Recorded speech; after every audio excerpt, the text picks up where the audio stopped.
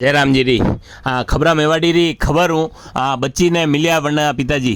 मैं आपने बताऊँ कि बस स्टैंड पे सब्जी मंडी रा बाहर एक बच्ची मिली ही जनी रा माता पिता कोई वनी रा साथ में नहीं हा। और वनी रा बाद मैंने खबर यदि आप लगाई तो वरना बाद मैंने अभिभावक वरना तीरे पहुंच गया है और बच्ची ने आप पिताजी मिल गया है। मैं आपने बताऊँ कि पिताजी और वनी री बच्ची री नानी दो ही जना अटे बाजार में आया है। और वरना बाद मैंने पिताजी समझो कि नानी तीरे वेगा बच्ची और नानी समझो कि बच्ची है जो पिताजी तीरे वेगा और अणी मुगालता में वे रह गया। और वह बच्ची जो है बस स्टैंड पास में ने गायब वेगी।